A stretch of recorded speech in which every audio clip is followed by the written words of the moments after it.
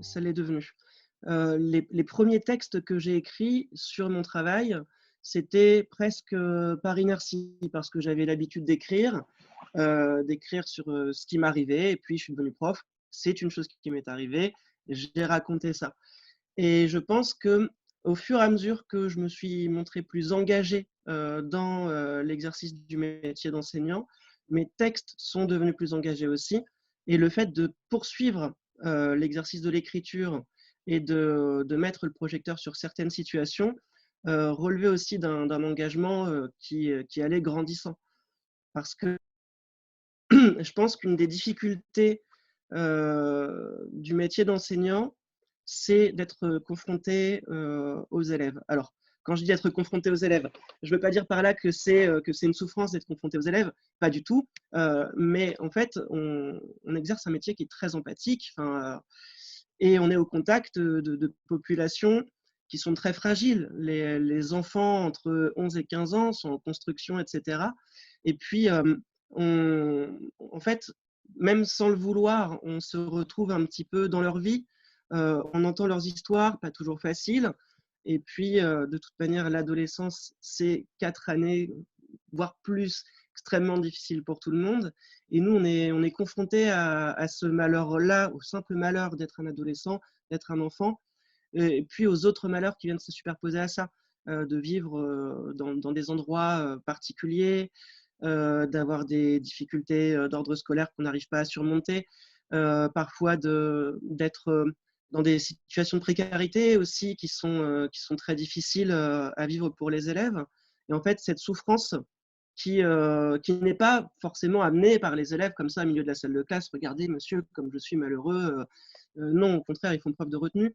Mais c'est pour eux le malheur, ça sort, on le voit, on le sent, on se retrouve face à des situations où soit nous-mêmes on est en souffrance parce que les gamins sont en train de nous faire vivre une heure terrible, ou soit en fait on le devine derrière eux. Et puis je pense que alors déjà d'en parler, ça fait du bien, c'est nécessaire de coucher tout ça sur le papier. On dit souvent que les enseignants sont très pénibles quand ils voient leurs amis parce qu'ils ne font que parler de leur métier. Donc ça, c'est vrai. Ça demande beaucoup de discipline de ne pas parler de son métier en permanence quand on est enseignant. Mais en tout cas, on vit énormément de choses.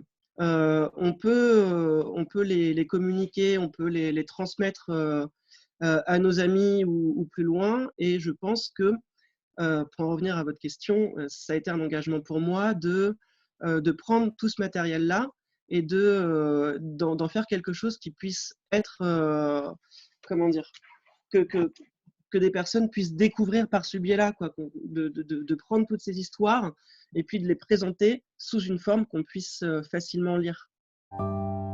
Je décide pas du tout de faire de la littérature engagée. C'est pas du tout ce qui se passe.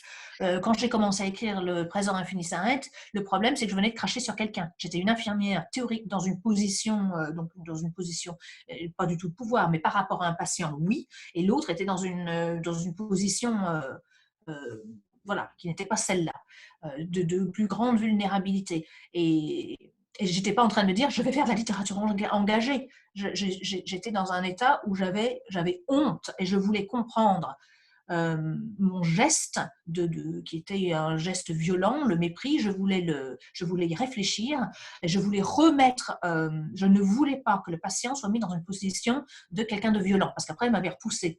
Et je ne voulais pas qu'il soit mis dans cette position-là. D'ailleurs, quand j'étais allée à la police, j'étais allée faire une main courante. J'étais allée faire une main courante parce que je voulais pas, je voulais qu'il y ait une trace que moi j'avais fait du mal au patient. Et j'ai écrit pourquoi j'en étais venue à ce geste, c'est-à-dire j'ai parlé de mes conditions de travail qui étaient quand même très difficiles. Euh, et j'avais insisté pour que soit noté aussi que ce n'était pas la faute du patient qui ensuite il m'avait repoussé violemment. Et la photocopie de la main courante, je l'avais mis dans le dossier du patient. Je ne voulais pas qu'il soit compris comme quelqu'un de violent parce qu'après il m'avait dégagé, il m'avait poussé, il avait eu bien raison de m'éloigner physiquement. Oui. Donc voilà, je ne suis pas en train de prendre une position en me disant je fais un truc engagé, c'est pas ça du tout. Non. C'est plutôt une espèce de conséquence. Moi, j'ai juste voulu écrire au départ pour moi. Et du coup, j'ai jamais pensé écrire, au nom d'eux ou, à la place de quelqu'un ou en témoignage. J'écrivais tous les soirs et je publiais à peu près un texte, par semaine sur Facebook. Heu, Au départ pour mes proches qui s'inquiétaient de me savoir à l'usine, heu et qui se disaient: «Mais tu rien à foutre là-bas, quoi».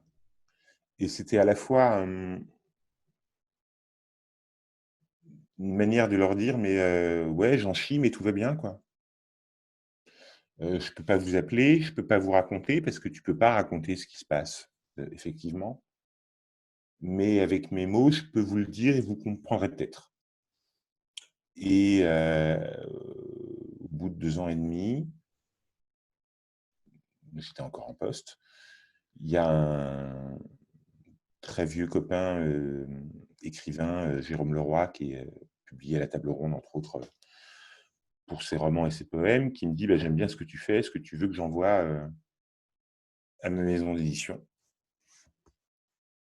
Et je lui dis: «Bah, enfin Jérôme, enfin enfin ouais, je veux bien si tu veux, mais enfin c'est des textes et des textes, ça fait pas un livre, quoi, enfin, puis je suis encore en poste.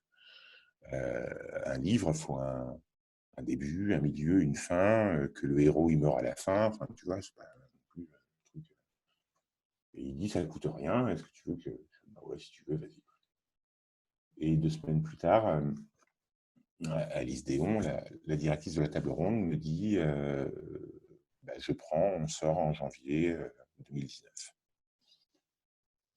Bon, donc je bosse encore à l'abattoir et le premier truc que je fais, c'est que je dis à mes collègues, je vous paye l'apéro vendredi, j'ai une bonne nouvelle à vous annoncer. Donc mes collègues me disent à la pause, c'était un mardi, ils me disent, ah, t'as trouvé un vrai taf? Je leur dis non. Tu vas être papa? Non, mais venez à l'apéro vendredi. Donc rien de tel pour motiver un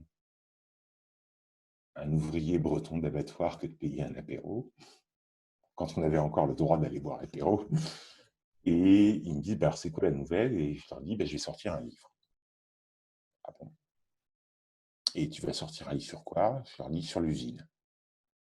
Bon, ben lui, et c'est les premières personnes à qui je fais lire le bouquin, c'est mes collègues. Hem, Déjà pour voir si ce que je raconte, c'est pas trop déconnant. Et comme il y a pas mal de moments où je parle d'eux, je leur demande si je garde leur prénom dans le bouquin.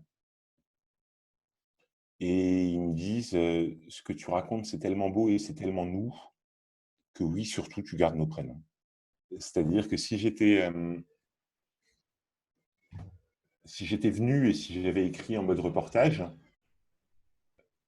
en disant: «Ah, le pauvre petit ouvrier qui s'appelle machin» et cetera, je pense pas que mes collègues ou, comme je disais tout à l'heure, les caissiers ou les infirmiers se seraient reconnus de la même manière là-dedans, quoi.